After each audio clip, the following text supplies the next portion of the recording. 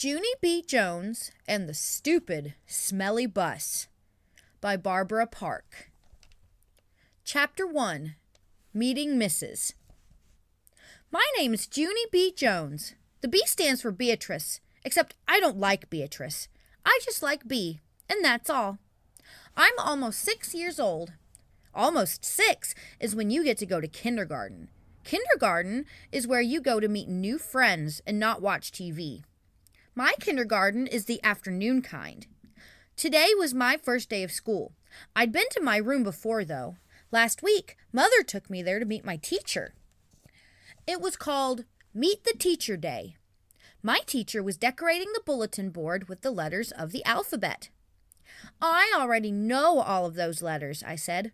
I can sing them, except I don't feel like it right now. My teacher shook my hand. Only our hands didn't fit together that good. Her name was Mrs. I can't remember the rest of it. Mrs. said I looked cute. I know it, I said. That's because I have on my new shoes. I held my foot way high in the air. See how shiny they are? Before I put them on, I licked them.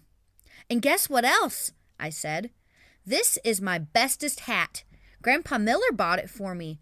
See the devil horn sticking out the sides? Mrs. laughed. Except, I don't know why. Devil horns are supposed to be scary.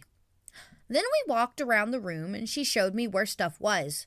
Like the easels where we get to paint, and the shelves where the books are, and the tables where we sit and don't watch TV. One of the tables in the front of the room had a red chair. I would like to sit here, I think, I told her. But Mrs. says, we'll have to wait and see, Junie. B, I said. Call me Junie B. I hollered the B part real loud so she wouldn't forget it. People are always forgetting my B. Mother rolled her eyes and looked at the ceiling. I looked up there too, but I didn't see anything. Are you going to ride the bus, Junie B? Mrs. asked me. I made my shoulders go up and down. I don't know. Where's it going to? My mother nodded her head and said, yes, she'll be riding the bus. That made me feel scary inside, 'cause I never rided on a bus before. Yeah, only where's it going to? I asked again. Mrs. sat on her desk. Then she and my mother talked more about the bus. I tapped on Mrs. Guess what? I still don't know where it's going to. Mrs. smiled and said the bus driver's name was Mr. Wu. Mr. Wu, said Mother. That's an easy name for Junie B to remember. I covered my ears and stamped my foot. Yeah, only where's the stupid, smelly bus going to? Mother and Mrs. frowned. Frowning is when your eyebrows look grumpy. Watch yourself, Missy, said Mother. Missy's my name when I'm in trouble. I looked down at my shoes. They didn't look as shiny as they did before. Just then, another mother and a boy came in, and Mrs. went off to talk to them instead of me. I don't know why, though. The boy was hiding behind his mother and acting very babyish. I can beat that boy up, I think. After that, my mother sat me down and explained about the bus. She said it's yellow, and it's called a school bus, and it stops at the end of my street. Then I get on it and sit down, and it takes me to school. And then your teacher will meet you in the parking lot, said Mother. Okay, Junie B, won't that be fun? I nodded the word yes, but inside my head, I said the word no. Chapter 2. Feeling Squeezy. I stayed scared about the bus for a whole week, and last night when my mother tucked me into bed, I still felt sickish about it. Guess what? I said. I don't think I want to ride that school bus to kindergarten tomorrow. Then my mother rumpled my hair. Oh, sure you do, she said. Oh, sure I don't, I said back.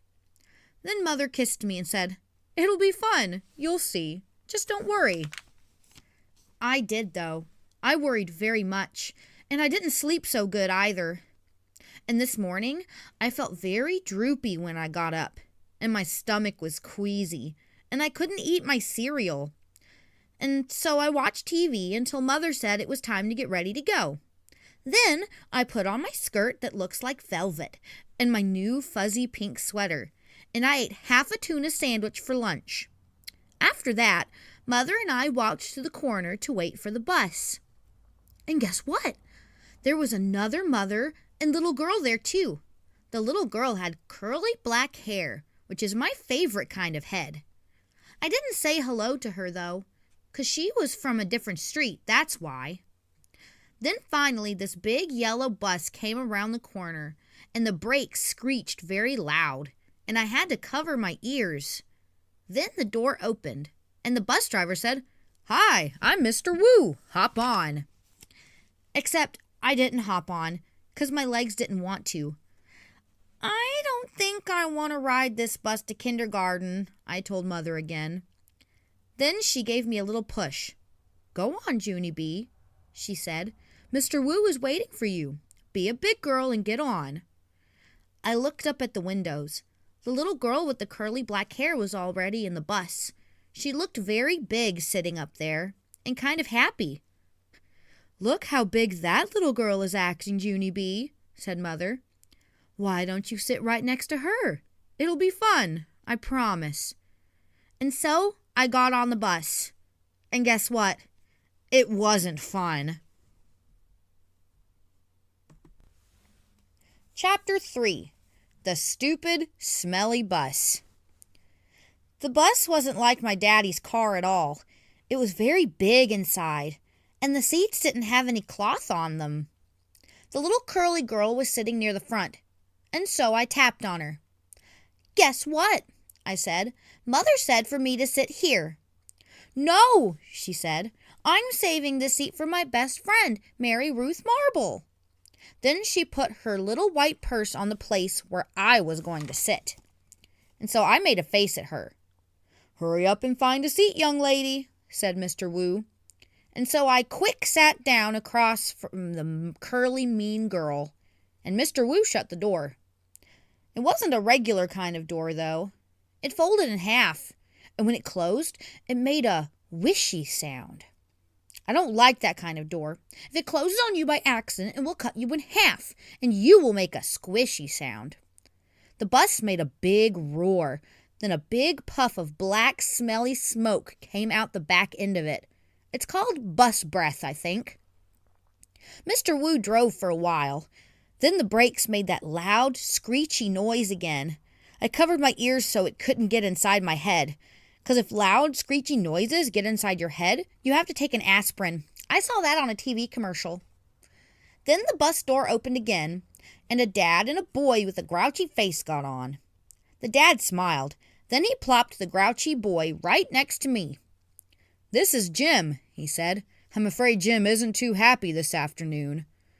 The dad kissed the boy goodbye, but the boy wiped it off his cheek. Jim had on a backpack. It was blue. I love backpacks. I wish I had one of my very own. One time I found a red one in a trash can, but it had a little bit of gushy on it, and Mother said no. Jim's backpack had lots of zippers.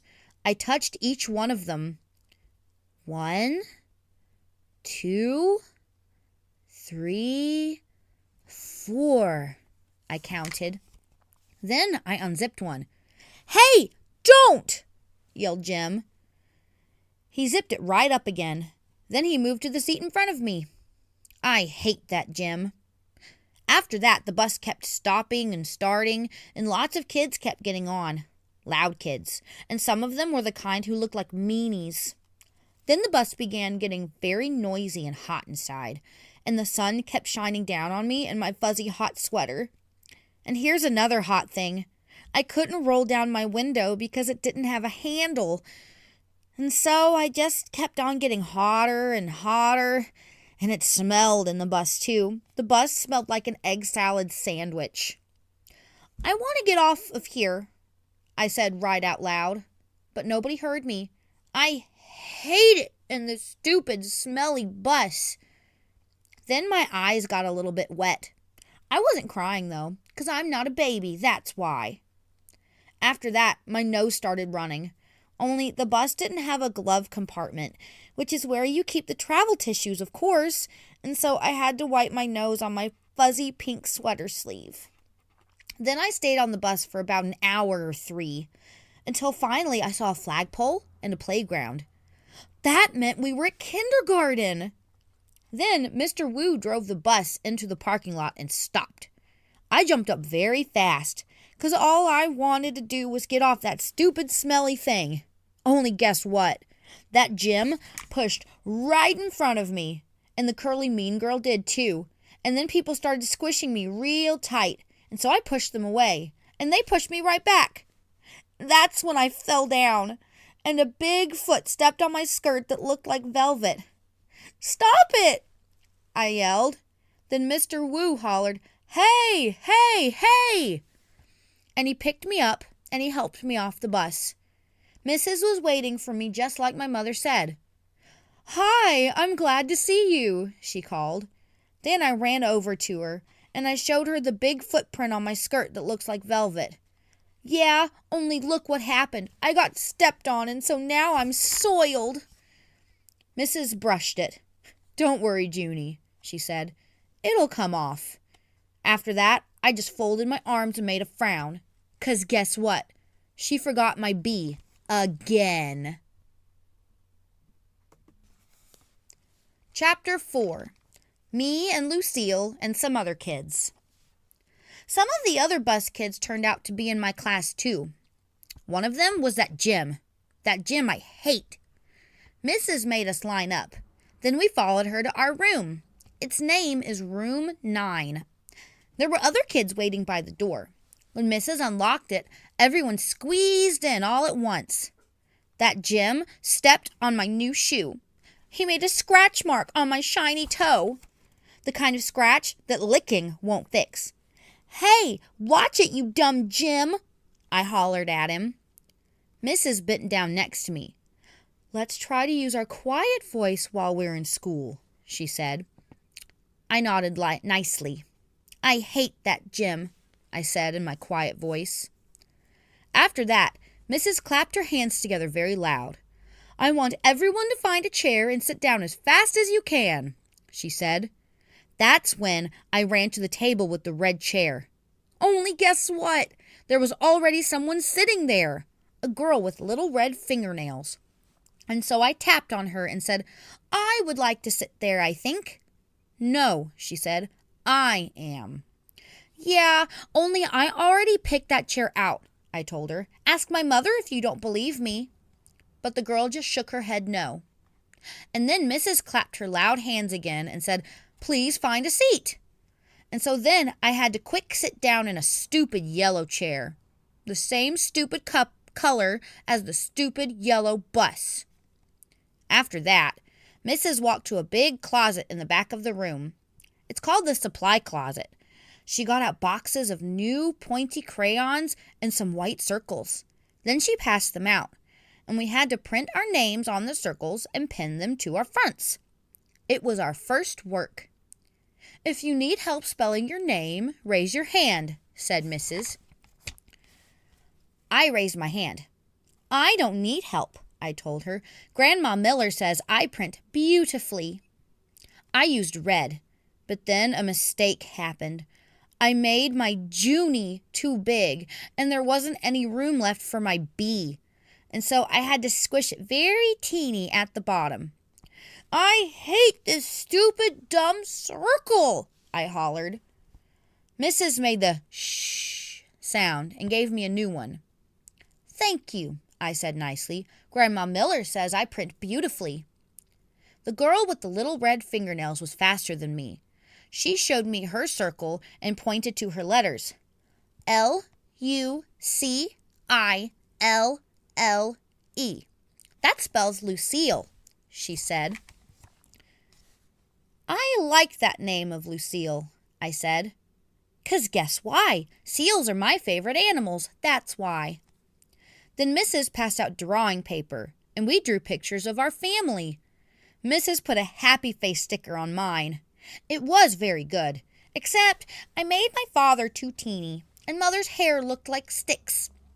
After that, Mrs. took our class on a walk around the school. Everyone had to find a buddy to walk with. My buddy was Lucille.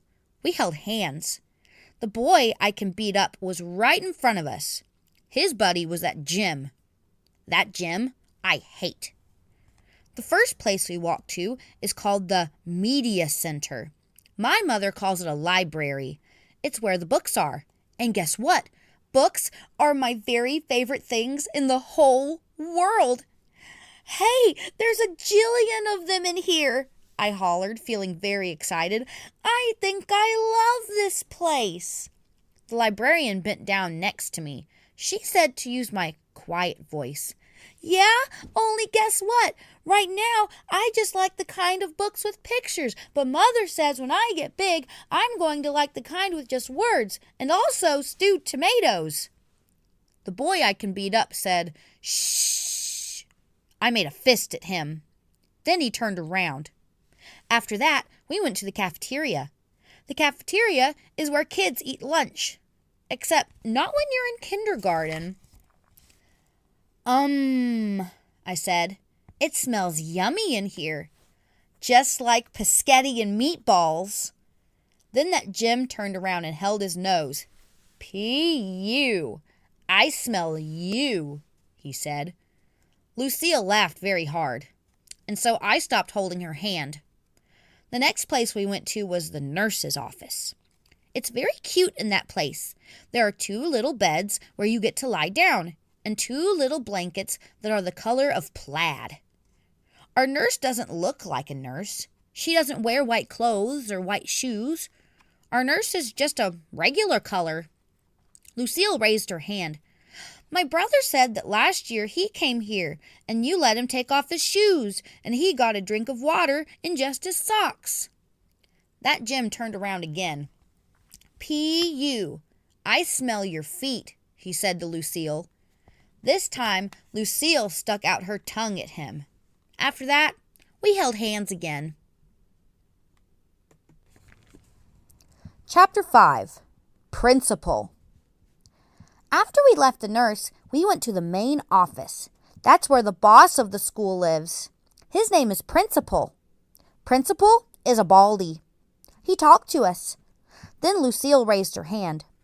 My brother said that last year he had to come down here, and you yelled at him, and now he's not allowed to beat up kids at recess anymore. Principal kind of laughed. Then he held the door for us to leave. After that, we walked to the water fountain, and Mrs. let us get a drink. I didn't get a long one, though, 'cause kids kept tapping on me. Hurry up, girl, they said. Yeah, only guess what? That's not even my name, I told them. Her name is Junie Bumblebee, said Lucille. Then she laughed, but I didn't think it was a very funny joke. After that, Mrs. showed us where the bathrooms were. There's 2 kinds of bathrooms in our school, a boys' kind and a girls' kind. I can't go in the boys' kind, though, 'cause no girls allowed, that's why. I tried to peek my head in there, but Mrs. snapped her fingers at me. The only boy who got to go into the bathroom was the boy I can beat up. He was jiggling around very much. Then he started running all over the place, and he was holding the front of his pants. William, said Mrs., are you having an emergency? Then William said, yes, and he ran right in there. The rest of us walked back to our room. I touched Lucille's fingernails. She said that her fingernail polish is named Very, Very Berry. I would like to have my fingernails red too, I said, but I'm only allowed to have the kind of nail polish that makes them look shiny. Its name is Clear. Clear is the color of spit.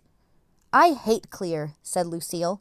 Me too, I told her, and also I hate yellow, which is the color of the stupid, smelly school bus. Lucille nodded her head. My brother said when you ride home on the bus, kids pour chocolate milk on your head. Then all of a sudden my stomach felt very queasy again, 'cause I had to ride the bus home, that's why. Why did you have to tell me that for, Lucille? I said kind of grouchy. After we got back to room 9, we did some more work. It was a game to help us learn each other's names. I learned Lucille, and also a girl named Charlotte, and another girl named Grace. Then I learned a boy named Ham, which we eat at Grandma Miller's. Pretty soon, Mrs. clapped her loud hands together. "Okay, everyone, gather up your things. It's almost time for the bell." Then I heard a noise in the parking lot. It was screechy brakes, and so I looked out the window and I saw the school bus. It was coming to get me. "Oh no," I said kind of loud. "Now I'm going to get chocolate milk poured on my head." Then I chewed on my fingers. Get in line," said Mrs. "When we get outside, I want all of my bus students to come with me. The rest of you must go to the crossing guard." Everyone was lining up. I was the very last one. Just then, the bell rang, and Mrs. marched out the door. Then everybody else marched out too. Except, guess what? I didn't.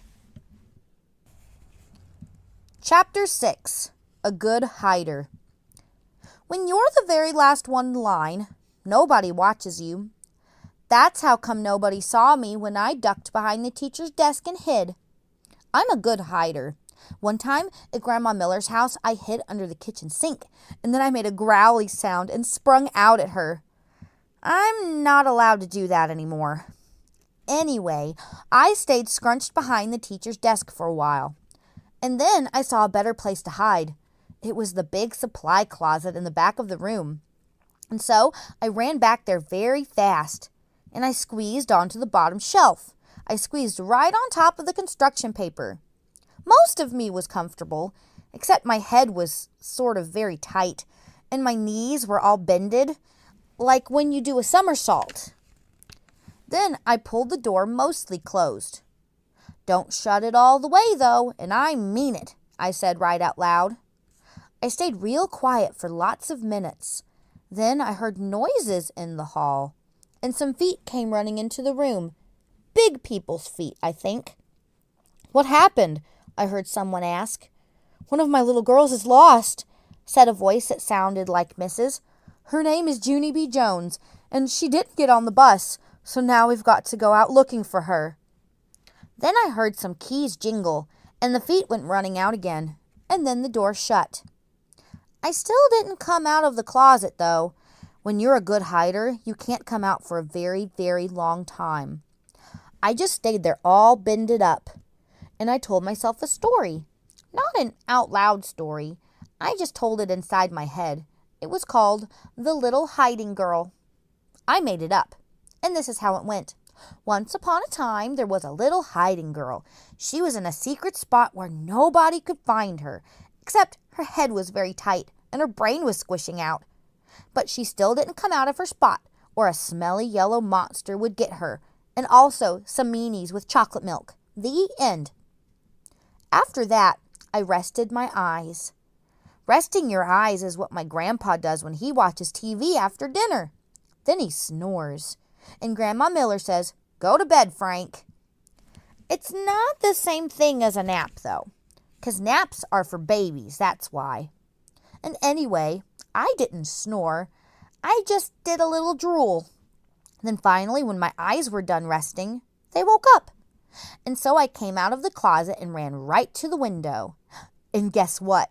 There weren't any cars in the parking lot, and no stupid, smelly bus either. "Whew, that's a relief," I said. A relief is when your stomach doesn't feel squeezy anymore. After that, I went back to the closet, 'cause while I was hiding, I sniffed the smell of clay, that's why. And clay is my very favorite thing in the whole world. "Hey, I see it up there," I said. The clay was on the middle shelf. I stood on a chair to get it. It was blue and stiff, and so I had to roll it on the floor to make it soft and warm. Then I rolled it into a blue orange. It was very beautiful, except it had some dirt and hair on it. After I was done, I went to the front of the room and sat down in my teacher's big chair. I like teachers' desks very much. The drawers are so big I could fit in one, I think. I opened up the top one. There were happy face stickers and rubber bands, and also gold stars, which I love a very lot.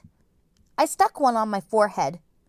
Then I found paper clips and red marking pens and new pencils with no points and scissors and travel tissues. And guess what else? Chalk, I said. Brand new chalk that's not even out of its little box yet. Then I stood up on my teacher's chair and clapped my hands together very loud. I want everyone to find a chair and sit down. Today we are going to learn some alphabet and some reading. And also, I will teach you how to make a blue orange. But first, everyone has to watch me draw stuff. Then I went to the board and drew with my brand new chalk. I drew a bean and a carrot and some curly hair. Then I wrote some O's. O's are my bestest letter. After that, I bowed. Thank you very much, I said. Now you may all go out for recess. I smiled, except for not that Jim. Chapter 7. Peaky Holes and Spying. After a while, I started to get a little bit thirsty. That's what happens when chalk sprinkles get in your throat. I would like a drink of water, I think, I said. Then I put my hands on my hips. Yeah, only what if somebody sees you at the water fountain? Then they might call the stupid Smelly bus to come get you, and so you better not go. I stamped my foot. Yeah, only I have to go, 'cause there's dumb chalk in my throat. Then, all of a sudden, I got a great idea. I pulled a chair over to the door, and I peeked out the window at the top. I'm a good peeker. One time, I peeked right into Grandpa Miller's mouth while he was sleeping, and I saw that dangly thing that hangs down in the back. I didn't touch it, though, 'cause I didn't have a little stick or anything, that's why. Anyway, I didn't see anybody in the hall, and so I opened the door a crack, and I sniffed. 'Cause when you sniff, you can smell if there's people around. I learned sniffing from my dog, Tickle. Dogs can smell everything. People can mostly just smell big smells, like stink and flowers and dinner. Nope, don't smell anyone, I said. Then I ran to the water fountain and I drank for a long time. And nobody tapped on me and said, "Hurry up, girl." After that, I stood on my tippy toes and I tippy-toed to the media center. 'Cause I love that place, remember? The media center is kind of like a fort. The shelves are like walls, and the books are sort of like bricks, and you can move some of them around and make peaky holes. Peaky holes are what you spy out of. Then, if you see somebody coming, you can make your breath very quiet, and they won't find you. I spied for a long time, but nobody came. The only people in the media center were just me and some fish. The fish were in a big glass tank. I waved at them in there. Then I stirred them with a pencil. I love fish very much. I eat them for dinner with coleslaw. Just then I saw my most favorite thing in the whole world. Its name is an electric pencil sharpener, and it was sitting right on the librarian's desk. "Hey," I said, very excited, "I think I know how to work that thing." Then I looked in the desk drawer, and guess what? There were lots of brand new pencils in there. And so I sharpened them. It was funner than anything, because an electric pencil sharpener makes a nice noise, and you can make pencils as teeny as you want. You just keep pushing them into the little hole, and they just keep on getting teenier and teenier. It doesn't work on crayons, though. I tried a red one, then the pencil sharpener slowed way down, and then it made a sound. And after that, it didn't go anymore. Just then, I heard a noise. It was walking feet, and it made me scared inside, 'cause I didn't want anyone to find me, that's why. And so I squatted way down and looked through my peaky hole. Then I saw a man with a trash can. He was singing "Somewhere Over the Rainbow." That's a song I know. It's from my favorite movie, which is called The Wizard of Oz. The man with the can didn't see me. He walked down the hall. Then I heard him go outside. I stayed squatted down for a long time, but he never came back. Whew, that was a close one, I said. And so then I ran to find a better place to hide. Chapter 8. The Dangerous Nurse's Office. Guess where I ran to? Straight to the nurse's office, of course, 'cause there's those little plaid blankets to hide under. There's other neat stuff in there too, like a scale to weigh yourself and a sign with a giant E and other letters. The nurse uses the sign to test your eyes. She points to the letters and you have to yell out their names. You have to yell the E the loudest. That's how come it's so big. And guess what else I saw in the nurse's office? Band-Aids, that's what. I love those guys. They were on top of the desk, and so I opened the lid, and I sniffed them. I said, 'cause Band-Aids smell just like a brand new beach ball. Then I dumped them out. They were the most prettiest Band-Aids I ever saw. They were red and blue and green, and also yellow, which is the color I hate. And they were different shapes too. There were squares and circles, and some were that very long kind, which are called tangles, I think. I put a green circle on my knee. That's where I fell down on the sidewalk last week. It's mostly all better now, but if I press it very hard with my thumb, I can still make it hurt. After that, I put a blue tangle on my finger. That's where I got a splinter from the picnic table. Mother pulled it out with tweezers, but there's still some table in there, I think. Also, I put a red square on my arm. That's where Tickle scratched me, because I got him all wound up. Just then, I saw the nurse's purple sweater. It was hanging on her chair. I put it on. "Now I'm the nurse," I said. Then I sat down, and I pretended to call the hospital. "Hello, hospital? It's me, the nurse. I need some more Band-Aids and some aspirins and some cherry cough drops, only not the kind that make your mouth feel freezy. And I need some lollipops for when kids get needles. And also, I need a little stick or something in case I have to touch that dangly thing that hangs down in your throat." Then I pretended to call room 9. "Hello, missus? Please send that Jim to my office. I have to give him a shot." Just then, I saw my most favorite thing in the whole world. They were near the door, and their name is crutches. Crutches are for when you break a leg. Then the doctor puts it in a big white cast with just your piggy sticking out, and you can't walk on it, and so she gives you crutches to swing yourself. I ran over and picked them up. Then I put them under my arms, only they were way too long for me, and I didn't swing that good. And so then I got another idea.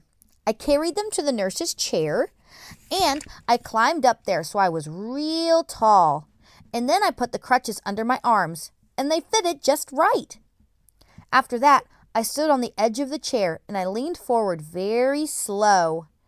Except then a terrible thing happened. The chair was on wheels, and it rolled away from my feet, and I got stuck on the crutches way high in the air. And I was very dangly up there. "Hey!"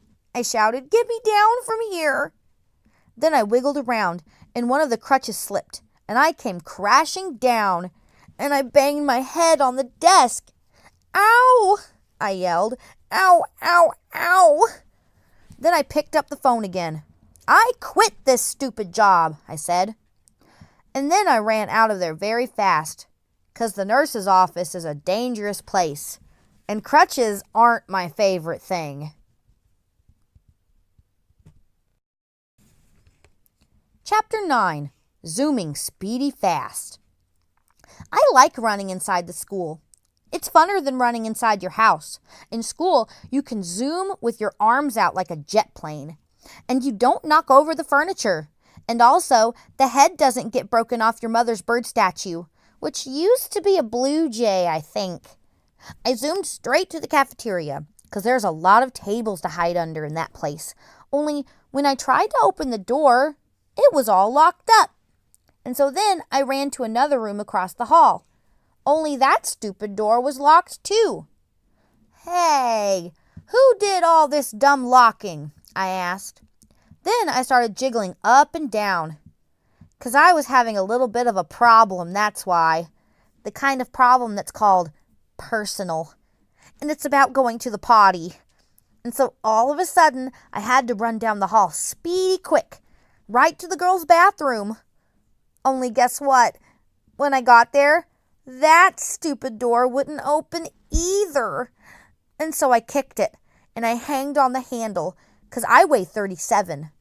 "Open up, and I mean it," I yelled. But the door kept on staying shut. "It's emergency," I shouted. And then all of a sudden, I remembered about that boy I can beat up, 'cause he had emergency too, and he got to go into the boys' bathroom. And so I zoomed across the hall, and I pulled on the boys' bathroom door, but that dumb thing was locked too. "Stupid, stupid doors," I hollered. After that, I started to jiggle up and down very fast. "Oh no, now I'm gonna have an accident on my skirt that looks like velvet." Only just then I remembered something else about emergencies, 'cause Mother told me what to do if I ever needed help. And its name is called 911. So then I ran back to the dangerous nurse's office, 'cause that's where the phone was, of course. And then I picked it up, and I pushed the 9 and the 1 and the 1. "Help! This is emergency," I yelled. "All the doors are locked in this place, and now I'm going to have a terrible accident." Then I heard a voice on the other end. She said for me to calm down. "Yeah, only I can't, 'cause I'm in big trouble, and I'm all by myself, and I need help real bad."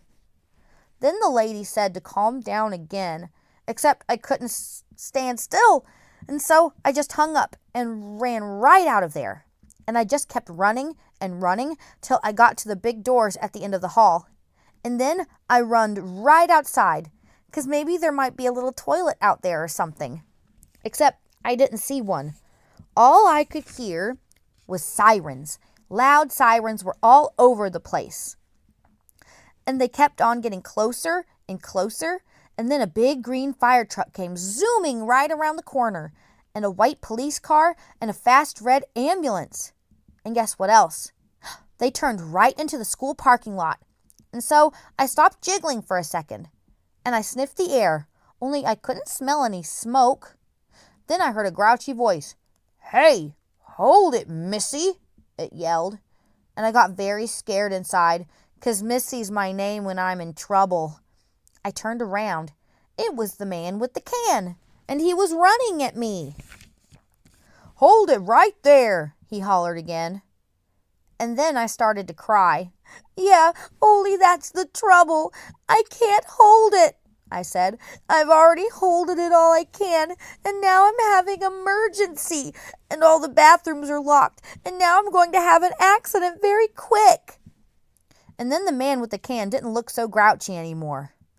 "Well, why didn't you say so, sis?" he said. Then he pulled a big bunch of keys out of his pocket, and he grabbed my hand. And then him and me zoomed back into the school, speedy fast. Chapter 10. Me and That Grace. The man with the can unlocked the girls' bathroom for me, and I ran right in there. And guess what? I made it. That's what. I didn't have an accident on my skirt that looked like velvet. "Whew, that was a close one," I said. Then I washed my hands at the sink, and I looked in the mirror, and the gold star was still on my forehead. It looked very beautiful up there. After that, I went into the hall, and the man with the can bended down to me. "Everything okay, sis?" he said. And so I nodded my head. "I holded it," I said, very happy. Then all of a sudden, there were lots of people running at us. There were firemen and policemen, and there was a tall lady rolling a bed on wheels. "Hey," I said to the man with the can, "what happened? Did somebody get run over in here or something?" Then I saw Mrs. and Principal and Mother. They were running at us too. And then Mother bended down and hugged me very tight. After that, everyone started talking at once, and nobody was using their quiet voices, and nobody was smiling either. Principal started asking me a jillion questions. Mostly, they were questions about hiding in the supply closet. I'm a good hider, I told him. Principal acted a little bit grumpy. He said I wasn't allowed to do that anymore. When you go to school, you have to follow the rules, he said. What would happen if every boy and girl hid in the supply closet after school? It would be very smushy in there, I said. Then he made his eyes frowny. But we wouldn't know where anyone was, would we? He said. Yes, I said. We would all be in the supply closet. Then Principal looked up at the ceiling, and I looked up too, but I didn't see anything there. After that, Mother looked at my Band-Aids. Did you hurt yourself? She asked. And so I told her all about the dangerous nurse's office, and then I showed her the nurse's purple sweater, and she made me give it back. After that, everybody started leaving. The firemen and the policemen, and also the tall lady with the bed. Then finally, my mother got to take me home. And guess what? I didn't have to ride on a stupid smelly bus.